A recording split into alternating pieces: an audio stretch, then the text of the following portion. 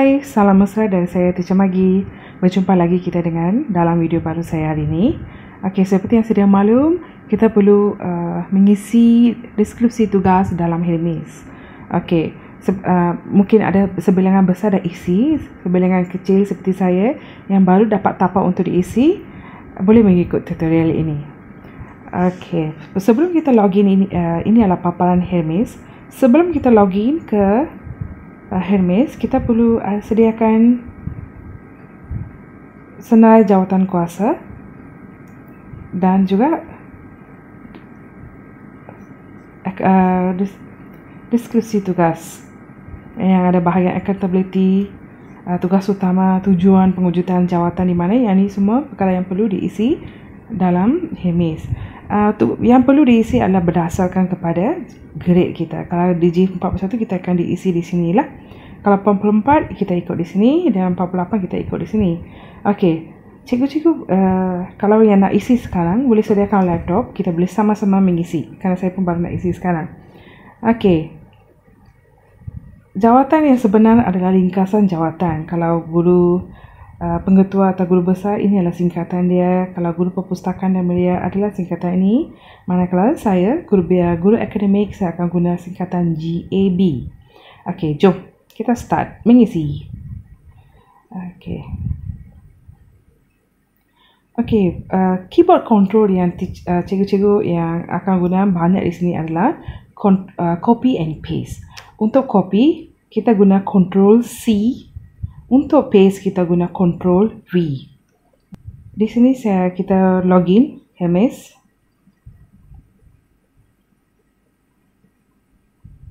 Selepas kita login, kita akan dapat paparan ini.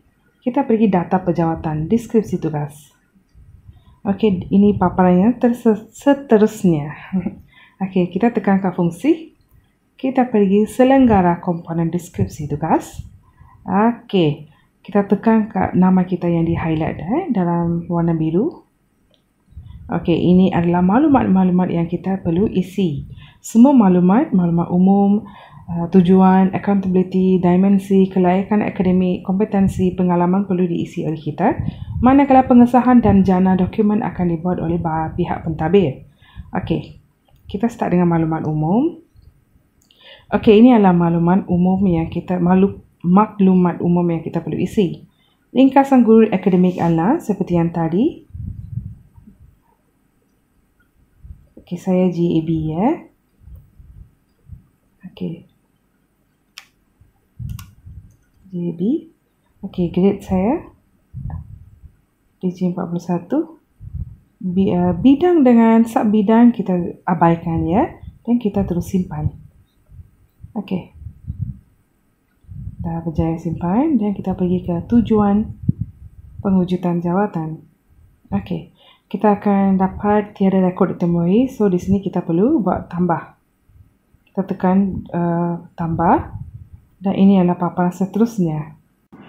Okey, dalam paparan ini kita perlu isi kata kerja, objek dan hasil. Untuk mengisi ini kita perlu rujuk manual kita yang ada maklumat tugasan. Okey. Maklumat tujuan pengujutan jawatan. Kita rujuk di sini. Okey, untuk cepatkan kerja, saya copy semua. Okey, kita tekan Ctrl C. Okey, kita pergi ke Hermes balik. Saya akan paste di sini dulu. Saya lekatkan di sini. Ctrl V. Keyboard kita guna Ctrl V.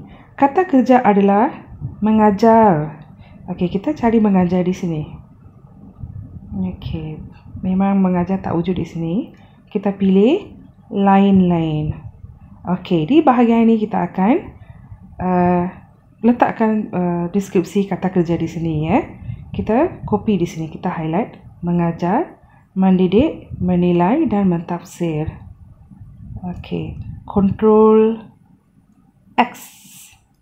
Ctrl X untuk cut. Saya cut. Okey. Saya tekan Ctrl V. Serentak ya. Dan benda ni akan sedapat saya paste di sini. Mengajar, mendidik, menilai dan mentaksir. Okey, untuk objek adalah dari perkataan murid sehingga ke dasar sehingga ke rasa kebangsaan. Okey.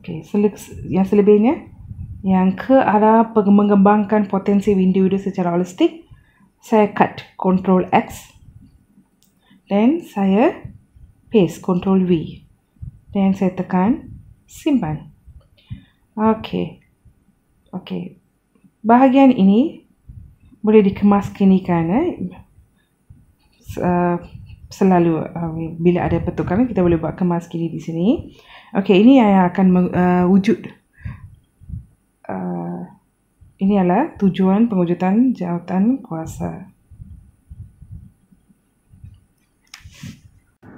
Okey, selepas kita berjaya simpan, ini adalah paparan seterusnya. Yang di sini, bahagian ini kita boleh kemaskini dari semasa ke semasa. Okey, kita pergi yang bahagian seterusnya, iaitu accountability. Okey, untuk accountability kita pastikan digi kita betul.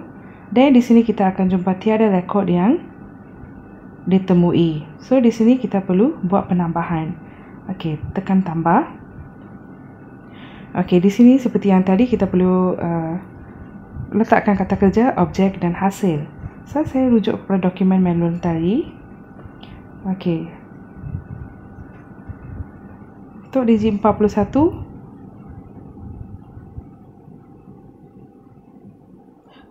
tugas accountability adalah yang ini. So untuk kata di sini saya akan seperti tadi, saya akan copy semua.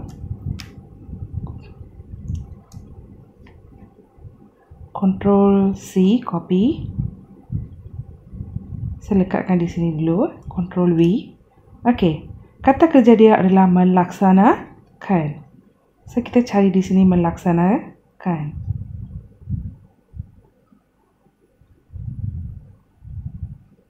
Okey, dah jumpa melaksanakan. Okey. Kata objek dia adalah, kita delete melaksanakan di sini.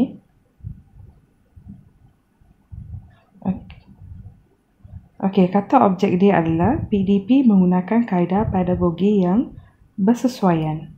Okey. So yang selebihnya, bagi memastikan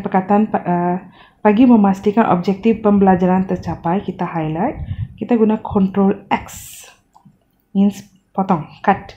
Dan kita lekatkan di sini Ctrl V. Ya, ini kita dah berjaya buat kata kerja objek dan hasil. Kita simpan. Okey. Kita berjaya simpan. Okey, di bahagian sini kita perlu tambah tugasan utama. Untuk tugasan utama, sini kita perlu buat penambahan. Okey, kita rujuk balik pada manual tadi. Okey, untuk ini kita ada 5 tugasan. 1, 2, 3, 4, 5. Okey, kita kena copy paste satu demi satu. Okey, di sini saya akan ajar cikgu-cikgu buat split screen. Okey, untuk split screen tu cikgu kena tekan Windows and button window dan left ataupun right arrow. Yes. Kita kena tekan left ataupun right arrow. Untuk words pun kita buat dalam words dulu. Lepas tu untuk Hermes pun kita tekan control left atau right. Okey, sekarang kita dah ada 2 screen macam ni. So senang saya nak copy and paste.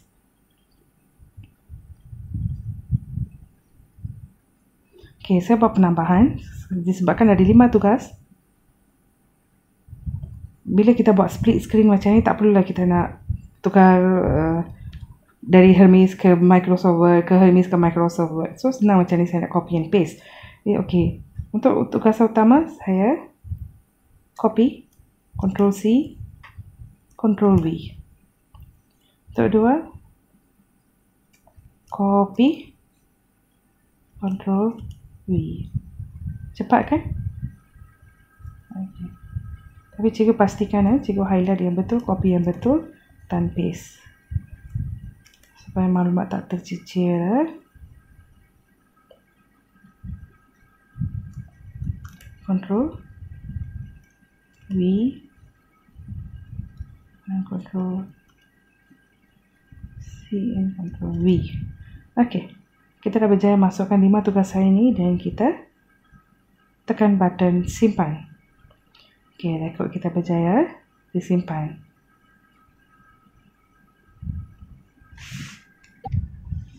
Selepas kita dah klik simpan, ini adalah hasil yang kita akan dapat. Paparan yang di mana dia ada bahagian yang kita isi tadi, yang objek kerja bahagian tersebut, dan tugas utama kita yang 5 tadi.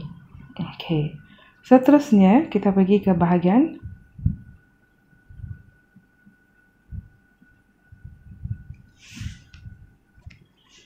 okey, ini adalah paparan yang kita akan dapat selepas kita tekan butang simpan.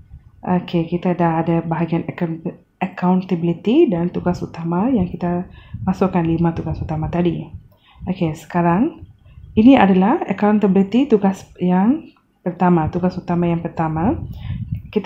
Sekarang kita perlu tambah untuk yang kedua. Untuk tambah, kita tekan butang tambah. Seperti tadi, kita akan dapat paparan ini di mana kita ada kata kerja, objek dan hasil. Okey, kita tengok tugas kedua dia. Okey. Untuk DJ41, kita rujuk di sini ya. Untuk 44 dan seterusnya ada di sini. Kita boleh adjust screen kita ikut kesenangan. Okey, yang kedua adalah kata kerja dia untuk melaksanakan. Kalau kita letak screen macam ni, senang kita nak copy and paste dan cepat kita boleh habiskan. So, kita cari kata kerja melaksanakan. Objek dia adalah penilaian dan perkembangan pencapaian murid program aktiviti sampai huruf perkataan aktiviti. Kita Ctrl C, kita Ctrl V dekat di sini. Okey, yang selebihnya bagi mencapai objektif yang dirancang, kita Ctrl C, copy and paste ya. Okey. So, selepas kita dah paste, kita simpan. Okey. Berjaya simpan. Okey, ini adalah paparan berikutnya. Okey, di sini kita perlu tambah tugas utama kita seperti tadi. Okey, kita tengok berapa tugas kita di sini. Kita ada 1, 2, 3, 4, 5, 6, 7. So, kita tambah 7 kolom siap-siap. 1, 2, 3, 4, 5, 6, 7. Senang kita nak copy paste. Sekarang kita boleh copy dari sini ke sini. Untuk split, saya ulang balik. Untuk split, kita nak jadikan 2 screen dalam satu paparan. Kita kena tekan Windows, button window dan arrow kiri. Then kita pergi ke bahagian kita buka Word. Sekarang kita tekan lagi tekan button window dan arrow kiri atau kanan lah. So supaya kita adjust supaya dia jadi 2 macam ni. So senang kita nak copy and paste. Okay, saya buat copy yang pertama. Ctrl C. So cepatlah kita boleh copy.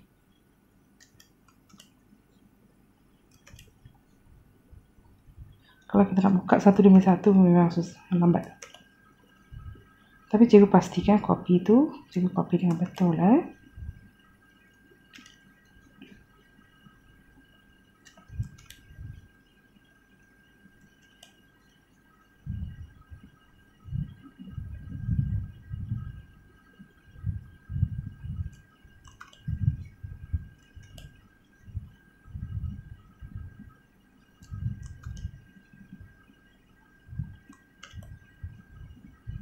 Okey.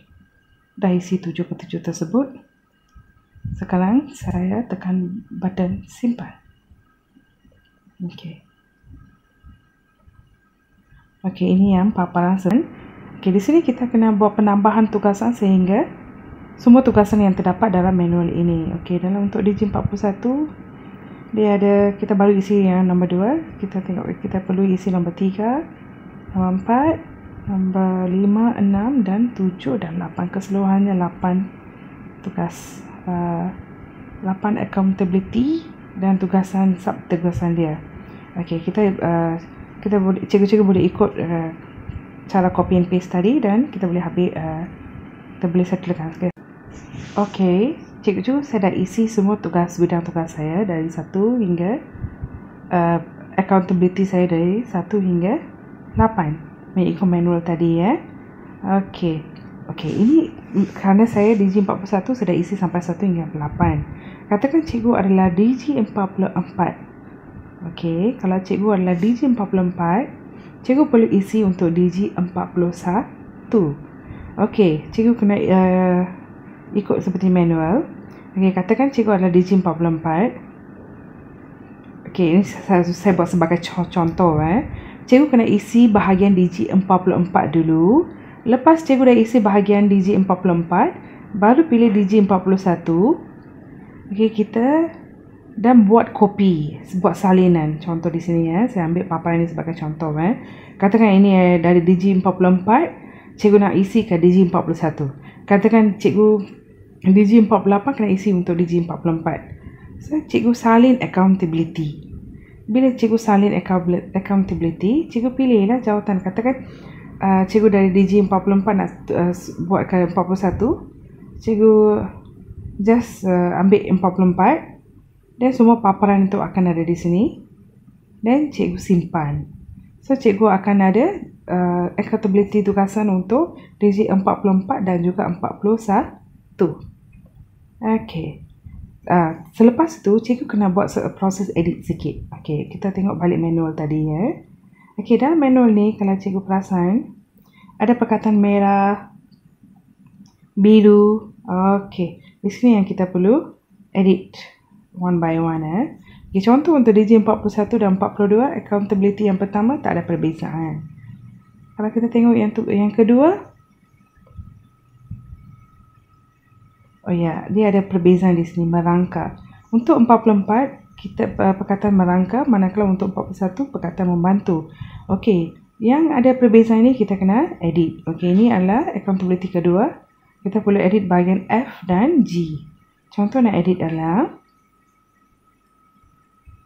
ini saya tunjuk untuk cikgu-cikgu yang dari DG 44 nak isi 41, kena buat editing sikit lah. Yang ni saya buat tadi untuk saya yang DG 41. Okey. Di sini yang bahagian 7 dan 8 kita kena bahagian mana? Okey. Bahagian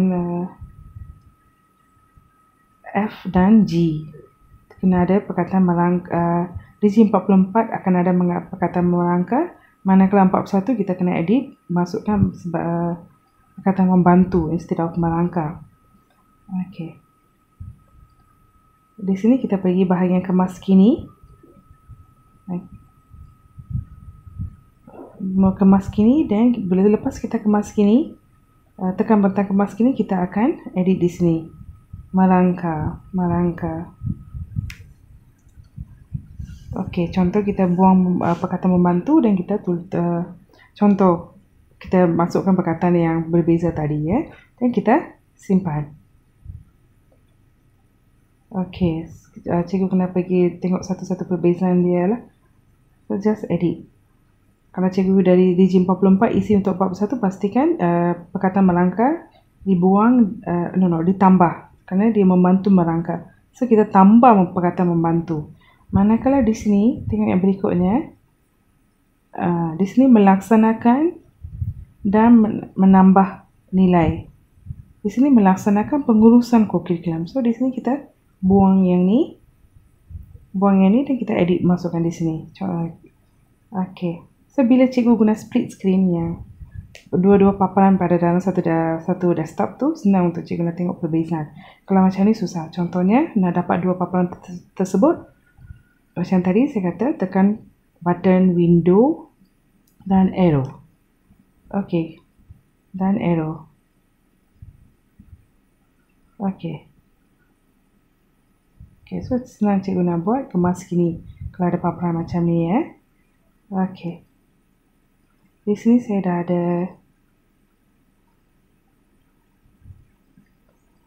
buat sampai 8. Sekarang saya nak pergi ke elemen yang lagi satu iaitu dimensi.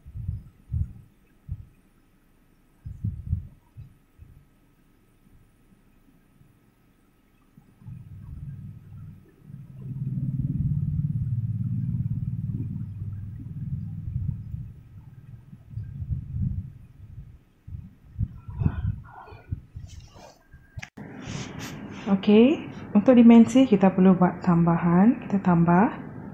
Okey, di sini untuk isi tempat ini kita perlu rujuk manual tadi. Yang pertama adalah bilangan murid yang dipertanggungjawabkan.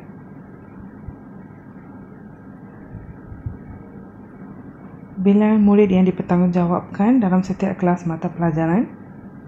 Kita copy dan paste.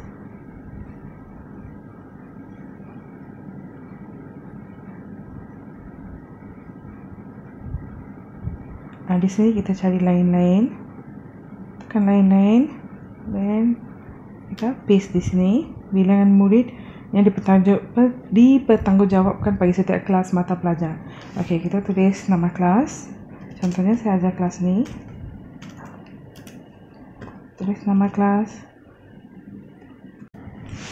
Okey, saya dah siap isi bahagian dimensi. Okey, disebabkan saya DG41, saya tak perlu buat apa-apa penambahan. Katakan cikgu adalah DG44. Cikgu akan isi untuk DG44 dan cikgu juga perlu isi untuk DG41. Kalau cikgu DG48 perlu isi untuk DG44 dan 41. Macam tadi. Okey, saya tunjuk satu contoh. Katakan cikgu dah DG44 nak isi untuk 41. Tekan 41 kalau cikgu nak isi 41. Dan di sini cikgu salin dimensi. Salin dimensi, pilihlah DG, katakan 41, pilih 41 dan seterusnya lah. Dan kita simpan. Okey, dan paparan untuk 41 akan wujud untuk cikgu-cikgu yang DG44 ya. Okey, bila dah paparan untuk 41 dah wujud, cikgu-cikgu tak perlu edit bilangan kelas, nama kelas, bilangan kelas, subjek. Kerana ini adalah yang lepas, yang dah bertahun-tahun lamanya, mungkin so cikgu tak perlu isi, cikgu biarkan. Cikgu just buat penduaan salinan macam tadi lah, dari 44 ke 41. Okey, lepas tu kita pergi ke bahagian kelayakan akademik. Okey, untuk kelayakan akademik, cikgu kemas game ini. Cikgu pilih kelayakan pendidikan cikgu. Okey. Okey, dan saya lepasan diploma, lepasan ijazah, KPLI, dan simpan. Ini sahajalah untuk bahagian kelayakan. Okey, seterusnya kita pergi bahagian kompetensi. Kompetensi, ini kita perlu rujuk manual. Okey, kita tengok bahagian kompetensi yang macam tadilah.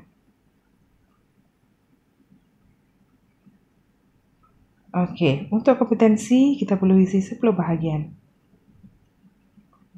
Okey. Kita tambah kotak dia siap-siap. Okey, sekarang saya nak buat split screen. Untuk keyboard shortcut adalah window and arrow. Okey, sekarang senang untuk saya nak copy paste. Okey, senang untuk saya nak copy paste. Okey. Copy and paste. Yang nombor tu boleh buang. Okey, kita simpan. Okey, ni kita dah settle bahagian kompetensi. Okey, sekarang kita akan pergi bahagian pengalaman. Okey, di bahagian pengalaman kita perlu rujuk manual. Okey. Okey. Kita isi berdasarkan grade kita. Kalau guru cemerlang ada bahagian dia.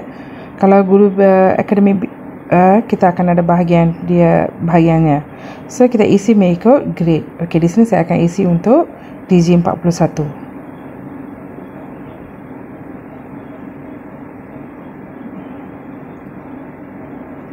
So untuk DJ41 pengalaman dia tiada.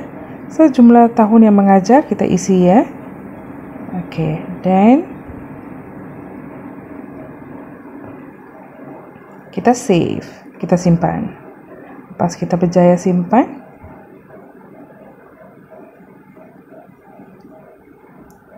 dah tamat. Ini sahajalah yang harus kita isi. So sebelum kita log out, kita cek semua bahagian-bahagian supaya kita isi dengan betul. Lepas tu kita biarkan pentadbir kita buat pengesahan dan semakan dan penjanaan.